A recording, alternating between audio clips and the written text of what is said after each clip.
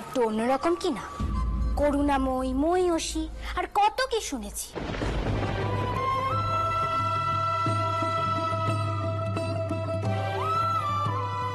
এসব মানুষেরা কেন আমাদের কথা ভাববে বলো দেখি? আর লোকজনেদের প্রশংসা পেতে গেলে তো একটু অন্যরকম হতেই হয় চোর ঠাকমা। তাতে আমরা মরি বা বাঁচি, মায়ের কি? পদ্ম, তোমার আসপদ্দা কিন্তু দিন দিন বেড়েই চলেছে। তুমি আমার সাথে এমন ভাবে কথা কইছো? ওকে চোখ রাঙিও না বউ। তুমি যা কান্ডি ঘটিয়েছো না, সবাই তোমাকে একই কথা শোনাবে। অত কথার কি আছে শুনি? অত কথার কি আছে? এক্ষুনি এই মানুষগুলোকে এই বাড়ি থেকে বের করার ব্যবস্থা করো, তা না হলে আমি হুলুস তুলুস খান্ডি বাঁধিয়ে দেবো, আমি বলে দিলুম।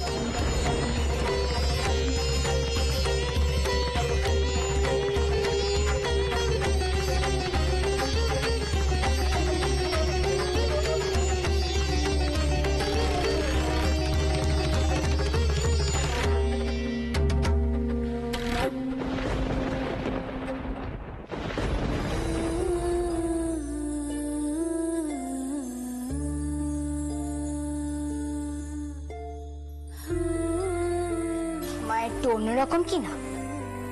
করুণাময়ী, ময়ূষী আর কত কি শুনেছি। এসব মানুষেরা কেন আমাদের কথা ভাববে বলো দেখি? আর লোকজনেদের প্রশংসা পেতে গেলে তো একটু অন্যরকম হতেই হয় চোর ঠাকমা। তাতে আমরা মরি বা বাঁচি, মায়ের কি? রানী, রানী, এই যে রানী, এতগুলো লোককে যে ঠাঁই দিলে, তাদের খাওয়ানোর ব্যবস্থা করবে না? ওদেরকে আপনি অন্য জায়গায় পাঠানোর ব্যবস্থা করুন, আর এখানে নয়। হঠাৎ কি হলো?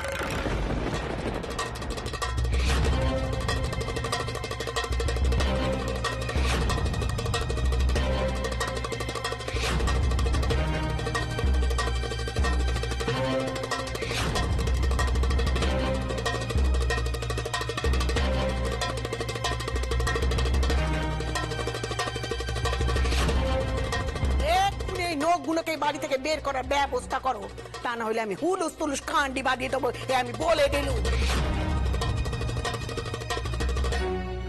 কি আশ্চর্য, তারা এমন কথা বললে চলবে কেন? দেখো, এ বাড়ির কর্তা আমি। এ বাড়ি থেকে থাকবে না থাকবে সেটা আমি ঠিক করব। আমরা যা সিদ্ধান্ত নেব সেটা সকলকে মানতেই হবে। না না, এমন কথা কইবেন না। এই সংসার সকলের একান্ন মতামত আছে, আর সকলের পরানি তো ভয় আছে। মহেশ তো এই বাড়িতেই মারা গেছে, তাই ভয় আরো চাকিয়ে বসেছে সকলের পরানি। আচ্ছা, দুর্গা এখন কোথায় থাকছে? ও কোথায় যাবে কিছু ভেবেছো? ওর তো ছেলে পুলে নেই।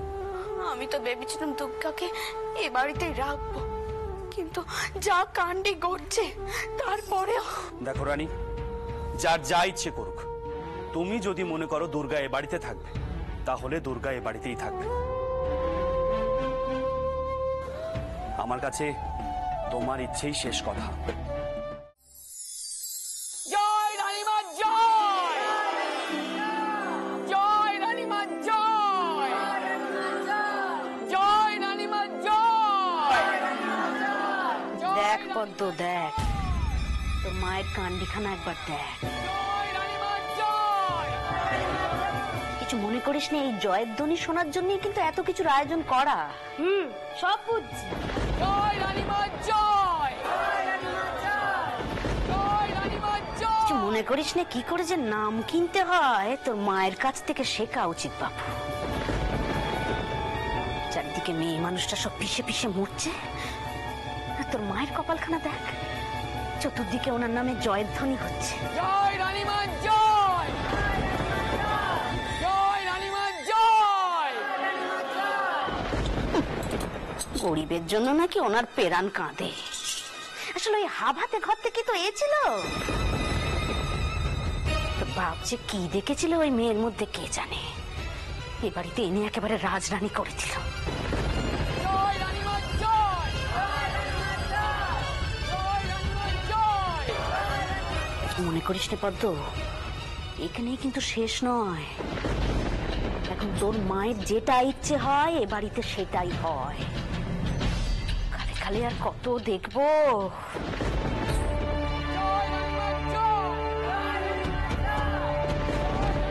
আর কি, আমার বাবা ঠাকুরদার যা ধন দৌলত ছিল সব তো এইভাবেই ধ্বংস করেছে। আর আমার বাবা কি ধারার মানুষ সে তো আমি সত্যি বুঝতে পারি। আমার মায়ের মুখের কথা খোঁজ নেই, বাবা তো সঙ্গে সঙ্গে করে দেয়। আমাদেরও যে একটা ভবিষ্যৎ আছে, সেটা কি বুঝবে বলো দেখি? আমাদের হেসেলে যা কিছু ভালো মন্দ ছিল সব চলে গেল এই কাঙালিতে হেসেলে। আর আমাদের হেসেলটা আস্তে আস্তে যেন কাঙালিতে হেসেলে উঠছে।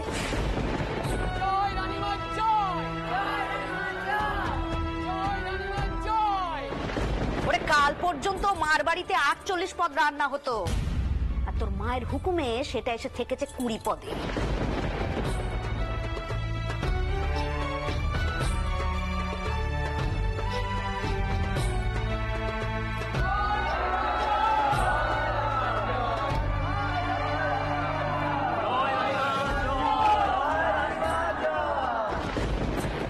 এই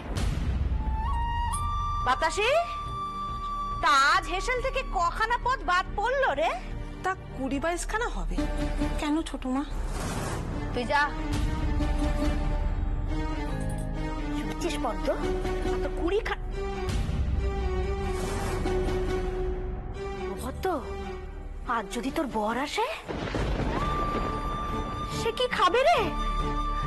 মার বাড়িতে শেষে কিনা 20 পদে জামাই আদর হবে, আর ওই হাবাতে গুলো চপ্পচষ্টি করে গিলবে। শেষে কিনা জামাই আদরটুকু এ বাড়ি থেকে উঠে গেল। অমন করে বলছো কেন ছোট ঠাকমা? মা বলেন সব ঠাকুরের মধ্যেই রঘুনাথ বাস করে, আর এরা সবাই অতিথি নারায়ণ। তুই চুপ কর, তুই আবার পাকা পাকা কথা কইছিস। এরা যদি নারায়ণই হবে তাহলে এখানে পাট পেতে কে চেয়েছে কেন শুনি? তাহলে তো নিজের ভোগের জোগাড় নিজেরাই করে নিতে পার। আবার দেখিস অতিথি নারায়ণ সেবা যত্ন করতে গিয়ে বাড়ির নোক কি না বিসর্জন হয়ে যায়, তারপর আমাদের কি হবে বলতো? আমাদের আর কি হবে রে দিদি? বাবা মশাই তো আমাদের মাথার উপর আছে, কিন্তু কিন্তু এই মানুষগুলোর তো কেউ নেই। তাই মা বলেছেন আমাদের মাই ওদের মা।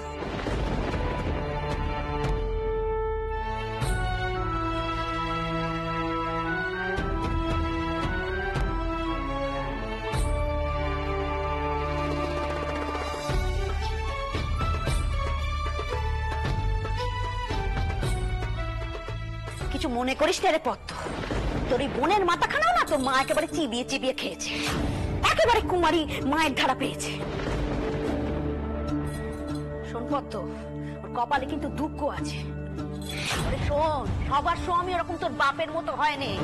অন্য কোনো স্বামীর কাছে তার বউ যদি এমন আহ্লাদ করতো না, সেই নিয়ে একেবারে বিষ ঝেড়ে দিত। কেউ এমন অলক্ষীপনা সহ্য করতো না।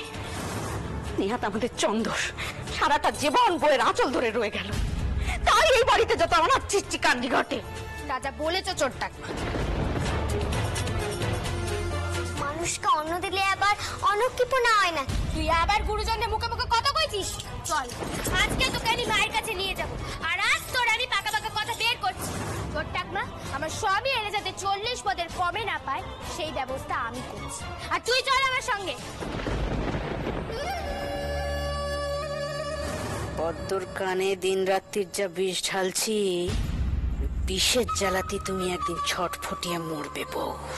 বড্ড নাম কিনার শখ না তোমার?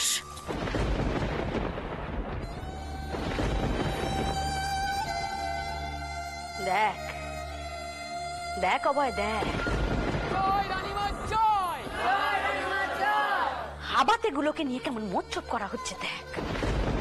জয় রানীমা জয়। স্বামী শ্বশুরের রক্ত জল করা পয়সা কেমন লুটোচ্ছে দেখ। সহ্য হয়নি এসব, আর আমার সহ্য হয়নি। জয় রানীমা জয়। জয় রানীমা জয়। জয় রানীমা জয়। জয় রানীমা জয়।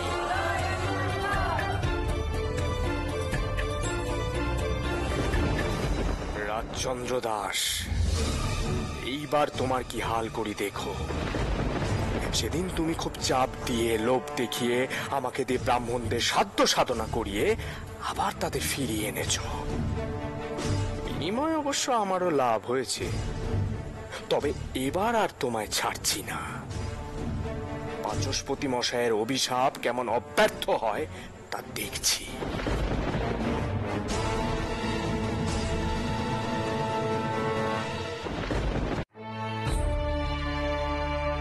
জয় রানীমা জয়, জয় রানীমা জয়, জয় রানীমা জয়, জয় রানীমা জয়।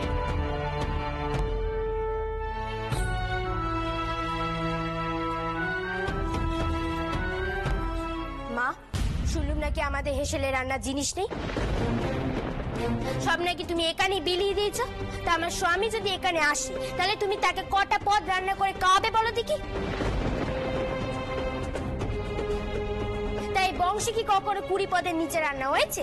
বাবা পদ্ম, তুমি আবার কবে থেকে হেসেলনে চিন্তা করছো? দিদি তো চিন্তা করছিল না, ছোট টাকমাই তো মাথায় ঢোকালো, বললো মাত্র 20 পদে কি জামাই আদর হয়? কুমারী, তোর কিন্তু বড্ড লাগানি বাগানি হয়েছে। এই কথাখানা যে কেন আগে আমার মাথায় এলো না?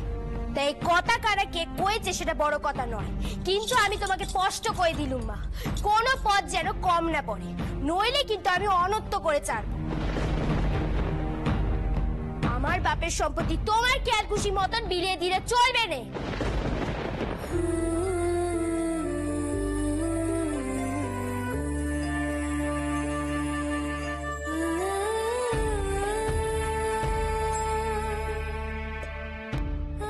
রঘুবীর আমার নিজের সন্তান হয়ে এমন তারা করলো, আমার মেয়ের এত নিচু মন কেন হলো রঘুবীর? কেন হলো? আমি কি দোষ করেছি রঘুবীর? কি দোষ করেছি আমি?